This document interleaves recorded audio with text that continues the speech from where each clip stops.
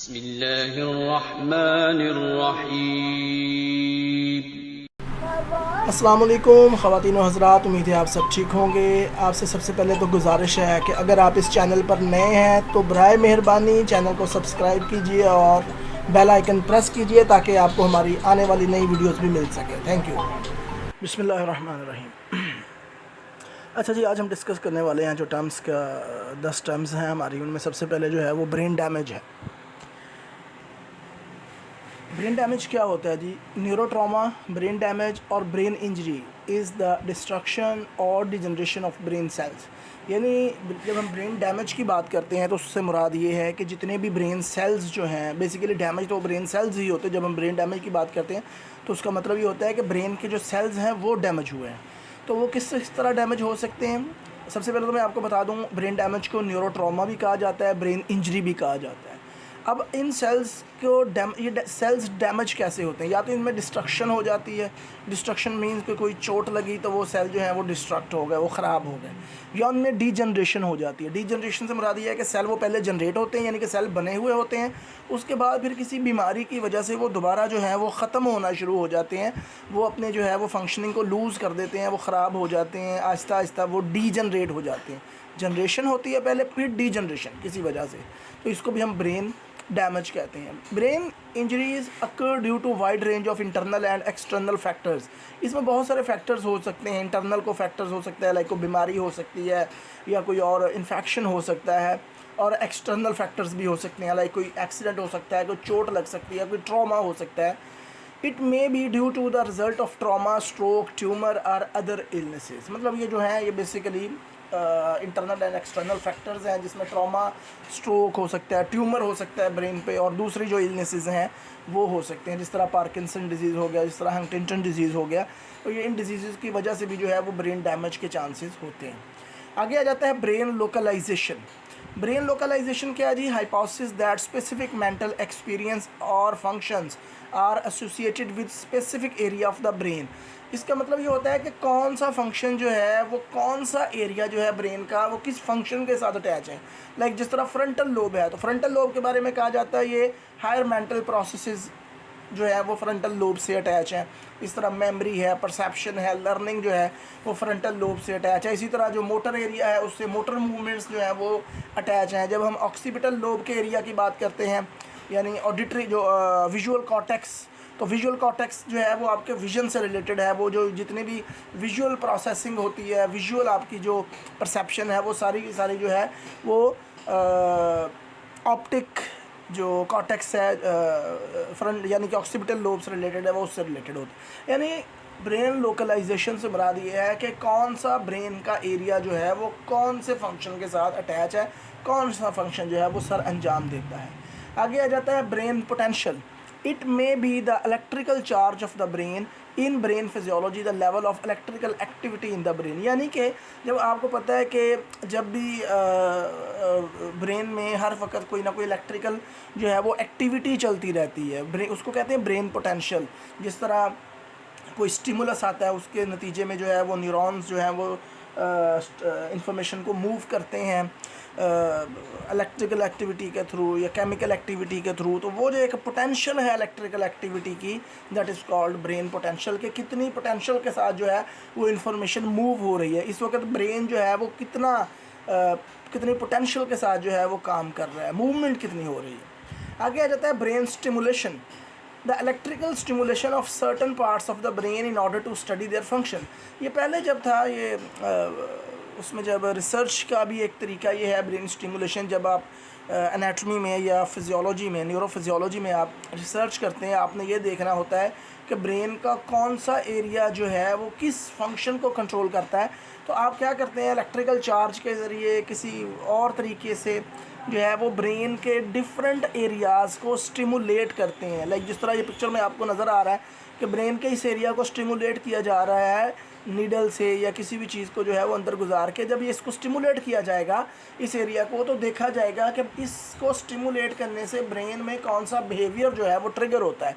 आपका हाथ हिलता है, आपका पाँव हिलता है, आपकी आंखें झपकती हैं, या कौन से ब्रेन के एरिया में मूवमेंट होती है, कौन सा बिहेवियर जो होता है, इसको कहते हैं ब्रेन स्टिमुलेशन। जब किसी भी जब ब्रेन को इलेक्ट्रिकल स्टिमुलेशन के ज़रिए या किसी भी दूसरे रिसर्च मेथड के ज़रिए जो है वो स्टिमुलेट किया जाता है in order to check out the function of that particular area of the brain, that is called brain stimulation. आगे आ जाता है brain storming. Brainstorming basically जब बहुत से लोग मिलके अपना जो दिमाग लगाते हैं, सोचते हैं किसी भी प्रॉब्लम को, किसी भी मसले के सलूशन के लिए, तो उसको कहते हैं कोई भी आइडिया जो है वो जनरेट करने की कोशिश करते हैं, that is called brain storming. Brainstorming is a group activity technique by which efforts are made to find a conclusion for a specific problem by gathering a list of ideas spontaneously contributed by its members. यानी जब आप group के जो members होते हैं वो सारे मिल के डिफरेंट किस्म के आइडियाज़ की एक लिस्ट बनाते हैं कि किसी भी ख़ास मसले को कैसे सॉल्व किया जा सकता है, तो वो सोचते हैं उस चीज़ के बारे में, आइडियाज़ निकालते हैं। हर बंदा अपना आइडिया देता है कि मैं फॉर एग्ज़ाम्पल अगर हमने कहीं जाना हो, मैंने लाहौर जाना है, तो अब मैं सोचूंगा कि मैं किस रास्ते से जाऊँ। अगर एक दोस्त मुझे कहता है कि जी आप मोटरवे के थ्रू चले जाएं, एक दोस्त मुझे कहता है जी कि आप जीटी रोड के थ्रू चले जाएं, एक दोस्त मुझे कहता है जी आप बाय एयर चले जाएं, तो फिर वो जो एक सलूशन है बेसिकली वो लाहौर जाने वाला जो मसला दरकार है उसको उसके सलूशन के लिए कि हम क्या करें, कौन सा रास्ता अख्तियार करें, तो डिफरेंट लोग 3-4 दोस्त जो हैं वो मिलकर वो सोच विचार करते हैं, वो थिंकिंग पैटर्न को एक्टिवेट करते हैं, वो थॉट पैटर्न को यूज़ करते हैं और फिर वो जो अपने अपने आइडियाज़ देते हैं, एक लिस्ट बनाते हैं और फिर हम उसमें से जो सबसे सूटेबल और इजी टेक्निक होती है हम उसको यूज़ कर देते हैं, that is called brain storming. Brain washing अगली टर्म है जी हमारी ब्रेन वॉशिंग।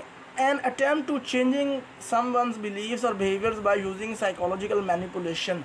जब आप साइकोलॉजिकल मैनिपुलेशंस के ज़रिए किसी भी शख्स के बिलीव्स को, उसके बिहेवियर्स को जो है वो चेंज करने की कोशिश करते हैं, that is called brain washing. जिस तरह ये जो सुसाइडल बॉम्बर्स होते हैं, कहा जाता है, मुझे नहीं पता कि ऐसा होता है या नहीं होता क्योंकि मैंने नहीं देखा, बहरहाल उनके बारे में एक हाइपोथेसिस मशहूर है कि इनको बेसिकली इनकी ब्रेन वॉशिंग की जाती है, इनको जन्नत के ख्वाब दिखाए जाते हैं कि जी अभी अब यहाँ पे ब्लास्ट करेंगे, क्योंकि ये जिन पर आप ब्लास्ट करने जा रहे हैं वो लोग जो हैं वो मुल्क के ख़िलाफ़ हैं, दुश्मन हैं हमारे, और वो इस्लामिक कम्युनिटी के ख़िलाफ़ हैं या वल्ला जो भी इनको अल्लाह ताला बेहतर जानता है वो कहा जाता है। तो उसके नतीजे में उनकी बेसिकली वो साइकोलॉजिकल मैनिपुलेशन होती है वो जो कर रहे होते हैं, उसके नतीजे में फिर उनको कहा जाता है जी कि अगर आप इनको ब्लास्ट कर देंगे, ख़ुद भी ब्लास्ट हो जाएंगे, तो आप सीधा जन्नत में चले जाएंगे, आपको जन्नत मिलेंगी, हूरें मिलेंगी और आपको पता नहीं क्या क्या मिलेगा।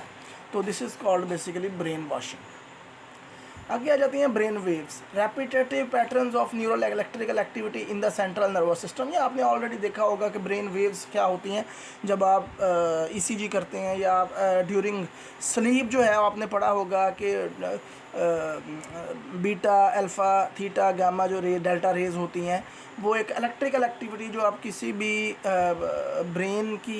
ब्रेन के अंदर जो इलेक्ट्रिकल एक्टिविटी हो रही होती है वो आप किसी भी फिज़िकल इक्विपमेंट को लगाकर आप चेक भी कर सकते हैं। आपने देखा होगा हॉस्पिटल्स के अंदर मुख्तलिफ़ किस्म की स्क्रीन्स लगी हुई होती हैं, या आप जब ईईजी करवाने जाते हैं तो वहाँ स्क्रीन्स लगी हुई होती हैं और आपके ब्रेन के अंदर जितनी भी एक्टिविटी हो रही होती है वो लाइन्स की शक्ल में, ये आपके सामने है, लाइन्स की शक्ल में नज़र आ रही होती है। एक रेपिटेटिव पैटर्न्स होते हैं, ये बेसिकली रेपिटेटिव है ना, रेपिटेटिव का मतलब बार बार जो पैटर्न बन रहा है, तो ये बार बार एक पैटर्न से बन रहे होते हैं जो आपकी न्यूरल एक्टिविटी को, जो ब्रेन की एक्टिविटी को वो शो कर रहे होते हैं। तो this is called brain waves. आगे आ जाता है breakthrough, used in psychotherapy to describe a patient's sudden insight about a problem after he overcomes his resistance to dealing with it. जब अचानक से कोई पेशेंट ना बोल रहा हो, साइकोथेरेपी की बात की जाती है कि जिस तरह हम साइको एनालिसिस करते हैं तो हम एक रेजिस्टेंस जो एक फ्री एसोसिएशन या कैथारसिस के थ्रू जो है वो पूछने की कोशिश कर रहे होते हैं, और सम टाइम जो होता है वो पेशेंट रेजिस्ट कर रहा होता है, बार बार रेजिस्ट कर रहा होता है,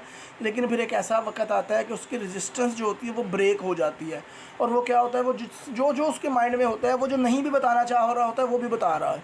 तो इस जो एक ब्लॉकिंग होती है आइडियाज़ की, जो एक ब्लॉकिंग होती है इन्फॉर्मेशन की, जब वो ख़त्म हो जाती है और पेशेंट के अंदर जो रियल चीज़ होती है, जो रियल उसके अंदर कंटेंट होता है, जो बातें होती हैं वो बता देता है, तो this is called basically breakthrough. Breakthrough और भी बहुत सारी जगहों पे जो टर्म है वो यूज़ की जा सकती है। जिस तरह क्रिकेट में आपने देखा होगा कि एक बैट्समैन है जो लगातार वो खेली जा रहा है, बॉलर को विकेट नहीं मिल रही, फिर अचानक जो है वो 100 200 150 रन बनाने के बाद अचानक जो बॉलर है वो उसको आउट करने में कामयाब हो जाता है। वो यानी कि उसकी कंसिस्टेंसी है, वो जो एक मुसलसल काम कर रहा है उसको तोड़ने में कामयाब हो जाता है। तो this is called breakthrough. Brightness constancy, the experience of perceiving an object as maintaining the same level of brightness even though the objective illumination seen by eye may change। यानी कि इसका मतलब ये है कि आप किसी भी चीज़ को ऑब्ज़र्व कर रहे हैं तो उसकी जो एक कलर है, जो ब्राइटनेस है उसकी, वो बरकरार रहती है अगर रोशनी चेंज भी हो जाए। फॉर एग्ज़ाम्पल एक दिन में ये जो बच्ची है आपके सामने, ये दिन के अंदर अगर अपना जूता देखेगी तो उसको ऐसे ही नज़र आएगा, लेकिन अगर वो रात में भी देखेगी तो उसको ऐसे ही नज़र आएगा। क्यों? क्योंकि बेसिकली उसके अंदर एक स्कीमा बना हुआ है कि मेरे जूते का जो कलर है वो ये है, उसकी ब्राइटनेस ये है। तो वो अगर आपकी ज़ाहरी तौर पर रोशनी तब्दील भी हो जाए, कम भी हो जाए, लेकिन उस ऑब्जेक्ट की जो ब्राइटनेस है वो सेम रहती है आपके दिमाग में। This is called brightness constancy. आगे जाता है Broca area. This is the last term of our today's lecture. Broca area named after Paul Broca, a 19th century French surgeon. It is an area of the brain closely involved with producing speech and formally referred to as the speech center. ये जो basically Paul Broca जो है, he was the scientist, French surgeon of 19th century। इसने study किया तो इसको पता चला, ये सर्जन था, ऑपरेट वगैरह किया, इसने अपनी रिसर्च की, तो इस नतीजे पे पहुंचा कि ये जो एक स्पेसिफिक किस्म का एरिया जो फ्रंटल लोब में मौजूद है तो इसको ब्रोका एरिया कहते हैं। और ये जो एरिया मौजूद है फ्रंटल लोब में, इसका ताल्लुक स्पीच प्रोडक्शन के साथ है। यह स्पीच प्रोड्यूस करता है। अगर ब्रोका एरिया में किसी भी किस्म का कोई इशू हो जाए तो स्पीच में मसला आ जाता है, वर्ड्स की जो फॉर्मुलेशन होती है वो ख़राब हो जाती है, स्पीच प्रोड्यूस नहीं हो पाती या डिस्ट्रैक्शंस आ जाती हैं स्पीच प्रोडक्शन में। तो इसलिए इस एरिया को, चूँकि ये इसने दरियाफ्त किया था पॉल ब्रोका ने, तो इसलिए इस एरिया को ब्रोका एरिया का नाम दिया गया उसके आज़ाज़ के तौर पर, और इसको पहले स्पीच सेंटर भी कहा जाता था। That is today's lecture. Hope कि आपको समझ आई होगी, और इंशाल्लाह ताला हम इसी तरह की और भी वीडियोस लेकर हाज़िर होते रहेंगे। तब तक के लिए इजाज़त दीजिए। अल्लाह हाफिज़। इन वीडियोस को देखा करें, इनको स्टडी किया करें और इसको रीड आउट करने की, सुनने की कोशिश किया करें। ये वीडियोस इंशाल्लाह ताला आपके नॉलेज में जो है वो बहुत इजाफ़ा करेंगी और आपके ये बहुत काम आएगा। Thank you.